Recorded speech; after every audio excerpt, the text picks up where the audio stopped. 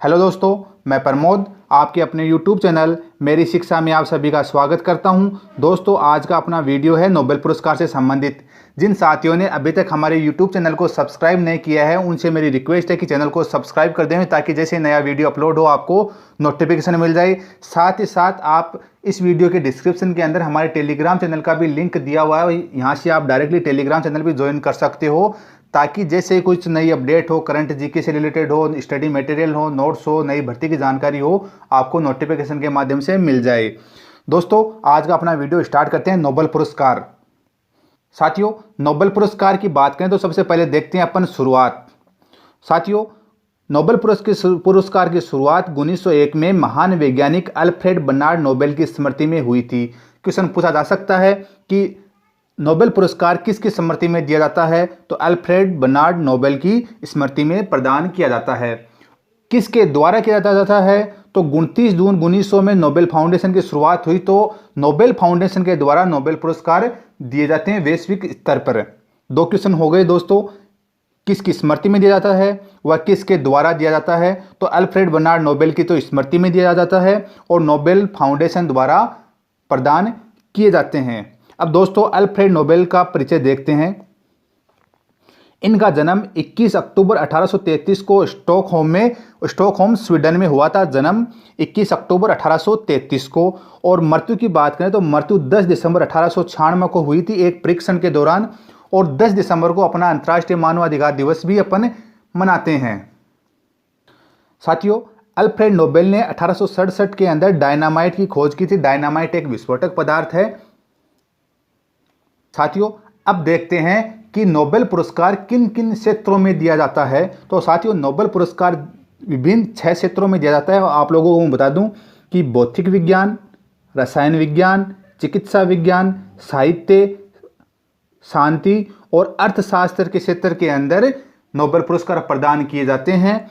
साथियों, एक चीज़ और बता दूं मैं आप लोगों को, प्रारंभ में अर्थशास्त्र नहीं जुड़ा हुआ था तो अर्थशास्त्र के क्षेत्र को 1967 में जोड़ा गया था और 1969 के अंदर प्रथम पुरस्कार दिया गया था अर्थशास्त्र के क्षेत्र के अंदर। 1967 के अंदर तो अर्थशास्त्र के अंदर पुरस्कार शुरू किए गए और 1969 में पहली बार अर्थशास्त्र के क्षेत्र में पुरस्कार प्रदान किया गया था। अब देखते हैं कि पुरस्कार वितरण समारोह की। साथियों, पुरस्कार वितरण समारोह 2 जगह होता है। देखो, भौतिक विज्ञान, रसायन विज्ञान, चिकित्सा विज्ञान, साहित्य और अर्थशास्त्र के क्षेत्र के पुरस्कार स्वीडन के स्टॉकहोम में दिए जाते हैं। और जबकि शांति का पुरस्कार नॉर्वे की राजधानी ओस्लो में 10 दिसंबर को मानवाधिकार दिवस व अल्फ्रेड नोबेल की पुण्यतिथि पर प्रदान किए जाते हैं। शांति का पुरस्कार नॉर्वे की राजधानी ओस्लो में और बाकी के 5 पुरस्कार स्वीडन के स्टॉकहोम में प्रदान किए जाते हैं। जीके की दृष्टि से क्वेश्चन पूछा जा सकता है ऑब्जेक्टिव टाइप की, चिकित्सा विज्ञान के क्षेत्र के अंदर नोबेल पुरस्कार कहाँ प्रदान किया जाता है, तो स्वीडन के स्टॉकहोम में दिया जाता है। और शांति का नॉर्वे की राजधानी ओस्लो के अंदर 10 दिसंबर को अंतर्राष्ट्रीय मानवाधिकार दिवस व अल्फ्रेड नोबेल की पुण्य तिथि पर प्रदान किए जाते हैं। अब देखते हैं पुरस्कार में भेंट पुरस्कार स्वरूप दिया क्या क्या दिया जाता है। एक तो होता है प्रशस्ति पत्र, एक होता है नोबेल मेडल जिसके अंदर अल्फ्रेड नोबेल की प्रतिमा लगी हुई होती है। थर्ड है पुरस्कार राशि के रूप में 9 मिलियन क्रोनोर, जो कि क्रोनोर स्वीडन की मुद्रा है, 9 मिलियन क्रोनोर प्रदान किए जाते हैं। साथियों, जब एक क्षेत्र के अंदर संयुक्त पुरस्कार दिए जाते हैं, जैसे 2 लोगों को या 3 लोगों को पुरस्कार दिया जाता है, तब इस राशि को बराबर हिस्सों में विभक्त कर लिया जाता है। जब 2 हिस्सेदार हैं तो 2 हिस्सों में, 3 हिस्सेदार हैं तो 3 हिस्सों में इसको विभक्त कर लिया जाता है पुरस्कार राशि को, जो कि 9 मिलियन क्रोनोर है। क्रोनोर की स्वीडन की मुद्रा है क्रोनोर का। देखते हैं नोबेल पुरस्कार प्राप्त करने वाले भारतीय व्यक्ति। नंबर 1 पे है रविंद्रनाथ टैगोर, जिनको 1913 के अंदर साहित्य के क्षेत्र के अंदर इनकी कृति थी गीतांजलि, उसके लिए पुरस्कार दिया गया था। दोस्तों, एग्जाम्स के अंदर काफी बार पूछा जाता है कि रविंद्रनाथ टैगोर को किस क्षेत्र में पुरस्कार दिया गया, तो साहित्य के क्षेत्र के अंदर 1913 में प्रदान किया गया था। उनकी कृति थी गीतांजलि। और साथ ही साथ आप लोगों को मैं बता दूं कि एशिया महाद्वीप का प्रथम नोबेल पुरस्कार भी रविंद्रनाथ टैगोर जी को मिला था 1913 साहित्य गीतांजलि के लिए। ये भी इंपॉर्टेंट है एग्जाम की दृष्टि से। सेकंड है सीवी रमन, जिनको 1930 के अंदर भौतिकी के क्षेत्र के अंदर दिया गया था। इनको रमन प्रभाव के लिए नोबेल पुरस्कार प्रदान किया गया था 1930 के अंदर भौतिकी के क्षेत्र में। नंबर 3 पे आते हैं मदर टेरेसा, जिनको 1979 के अंदर शांति के क्षेत्र के अंदर नोबेल पुरस्कार प्रदान किया गया था। नंबर 4 पे आते हैं अमर्त्य सेन, जिनको 1998 में अर्थशास्त्र के क्षेत्र में नोबेल पुरस्कार प्रदान किया गया था। फिर कैलाश सत्यार्थी, जिनको 2014 में शांति के क्षेत्र के अंदर प्रदान किया गया था। बाल श्रम बचपन बचाओ आंदोलन किया था इन्होंने, तो इनको पाकिस्तान की यूसुफ की कोई युवती थी उसके साथ संयुक्त रूप से प्रदान किया गया था।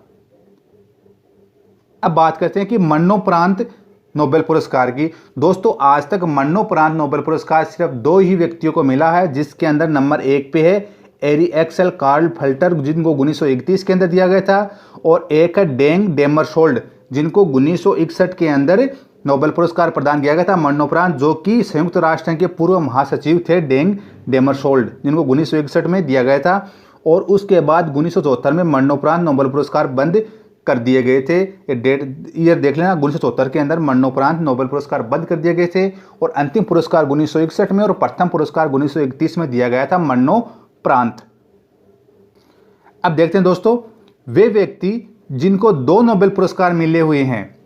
साथियों एक व्यक्ति को 1, 2, 3 उनकी कैपेबिलिटी के अनुसार पुरस्कार प्रदान किए जा सकते हैं। ये आवश्यक नहीं है कि एक व्यक्ति को जीवन पर्यंत एक ही पुरस्कार मिलेगा एक क्षेत्र के अंदर, ऐसा नहीं है। उनकी कैपेबिलिटी के अनुसार उनको 1 से अधिक पुरस्कार मिल सकते हैं। तो अपन देखेंगे कि 1 से अधिक अब तक किन को नोबेल पुरस्कार मिल चुका है। नंबर 1 पे है मैडम क्यूरी, जिनको 1903 में भौतिकी के क्षेत्र में और 1911 में रसायन के क्षेत्र में नोबेल पुरस्कार मिल चुका है। नंबर 2 पे है जॉन बर्डिन, जिनको 1956 में भौतिकी क्षेत्र में और 1972 में रसायन के क्षेत्र में नोबेल पुरस्कार मिल चुका है। फिर है नंबर 3 पे फ्रेडरिक सेंगर, जिनको 1958 में भौतिकी के क्षेत्र में और 1980 में रसायन के क्षेत्र में नोबेल पुरस्कार मिल चुका है। फिर है लिनिस पालिग, जिनको 1954 में रसायन के क्षेत्र में और 1962 में शांति के क्षेत्र में नोबेल पुरस्कार मिल चुका है। तो ये 4 विभूतियां हैं जिनको 1 से अधिक नोबेल पुरस्कार यानी कि 2-2 नोबेल पुरस्कार मिले हुए हैं। साथियों अब अपन वर्ष 2019 के नोबेल पुरस्कार देखेंगे। दोस्तों इनकी कैटेगरी के हिसाब से अपन देखेंगे। नंबर 1 पे है शांति के क्षेत्र में नोबेल। साथियों शांति के क्षेत्र में नोबेल पुरस्कार की घोषणा ओस्लो नॉर्वे स्थित द नॉर्वेजियन नोबेल इंस्टीट्यूट द्वारा 11 अक्टूबर 2019 को की गई थी। ये चीज़ें सामान्यतः सब जगह नहीं मिलती हैं, आप लोगों को मैं बता रहा हूँ। शांति के क्षेत्र में नोबेल पुरस्कार की घोषणा ओस्लो जो कि नॉर्वे में स्थित है द नॉर्वेजियन नोबेल इंस्टीट्यूट द्वारा 11 अक्टूबर 2019 को की गई थी, जो कि अबी अहमद अली जो कि इथियोपिया के प्रधानमंत्री हैं, इनको वर्ष 2019 के लिए शांति के क्षेत्र का नोबेल पुरस्कार प्रदान किया गया है। अब बात करते हैं चिकित्सा के क्षेत्र में नोबेल की। साथियों चिकित्सा विज्ञान के क्षेत्र में नोबेल पुरस्कार की घोषणा कैरोलिंस्का इंस्टीट्यूट की नोबेल असेंबली द्वारा 7 अक्टूबर 2019 को की गई थी। इसके अंदर 3 नाम है, विलियम जे केलिन जो कि यूएसए से हैं, ग्रेग एल सेमेंजा जो कि वो भी यूएसए से हैं, और एक 3rd नंबर पे सर पीटर जे रेडक्लिफ जो कि यूके से। इन 3 लोगों को चिकित्सा के क्षेत्र में नोबेल पुरस्कार प्रदान किया गया था। अब बात करते हैं भौतिकी के क्षेत्र में नोबेल पुरस्कार की। तो साथियों भौतिकी विज्ञान के क्षेत्र में नोबेल पुरस्कार की घोषणा 8 अक्टूबर 2019 को royal Swedish academy of sciences द्वारा स्टॉकहोम में की गई थी। 8 अक्टूबर 2019 को royal Swedish academy of sciences द्वारा स्टॉकहोम में भौतिकी के क्षेत्र में नोबेल पुरस्कार की घोषणा की गई थी, जिसके अंदर नाम है एक जेम्स पीबल्स, 2nd नाम है मिशेल मेयर और 3rd नाम है DDAR क्यूलोज। इन 3 लोगों को भौतिकी क्षेत्र के अंदर नोबेल पुरस्कार प्रदान किया गया था। अब बात करते हैं रसायन के क्षेत्र में नोबेल पुरस्कार की। साथियों रसायन विज्ञान के क्षेत्र में नोबेल पुरस्कार की घोषणा 9 अक्टूबर 2019 को royal Swedish academy of sciences द्वारा स्टॉकहोम में की गई थी। साथियों वीडियो पसंद आ रहा है तो प्लीज़ लाइक कर दीजिएगा, कमेंट भी करना है, बताना है कि कैसा लग रहा है आपको, और अपने साथी दोस्तों के साथ भी इसको शेयर करना है। इस वीडियो के डिस्क्रिप्शन के अंदर टेलीग्राम चैनल का लिंक दिया हुआ है, तो आप यहां से डायरेक्टली टेलीग्राम चैनल ज्वाइन कर सकते हो।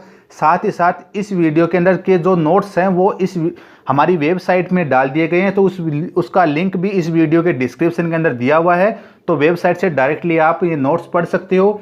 साथ ही साथ आप हमारा टेलीग्राम चैनल भी ज्वाइन कर सकते हो। साथियों, रसायन के क्षेत्र में नोबेल पुरस्कार John B Goodenough USA, M Stanley विंटिंघम और अकीरा योशिनो को प्रदान किया गया था। रसायन के क्षेत्र में भी 3 लोगों को प्रदान किया गया है। अब बात करते हैं साहित्य के क्षेत्र में नोबेल पुरस्कार की।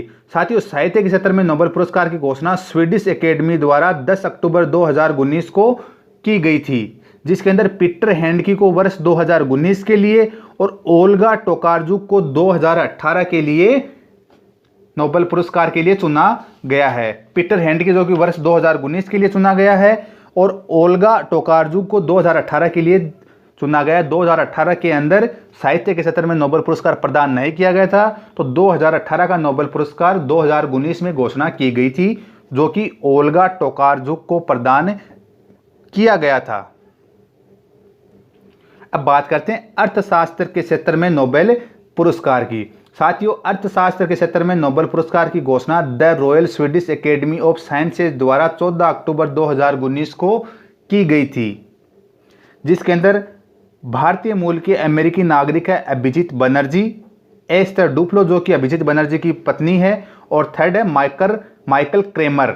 इन 3 लोगों को अर्थशास्त्र के क्षेत्र के अंदर नोबेल पुरस्कार प्रदान किया गया था। दोस्तों, अभिजीत बनर्जी भारतीय मूल के अमेरिकी नागरिक हैं। एग्जाम्स के अंदर ये इंपॉर्टेंट बनता है, या फिर इनकी पत्नी से रिलेटेड ऑब्जेक्टिव टाइप क्वेश्चन पूछा जा सकता है। अभिजीत बनर्जी और इनकी पत्नी है एस्टर डुफ्लो।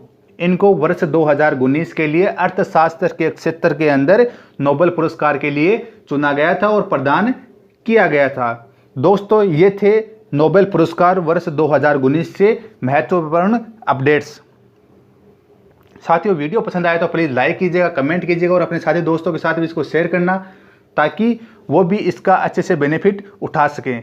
सभी साथियों को एक बार पुनः बहुत बहुत धन्यवाद। जय हिंद, जय भारत।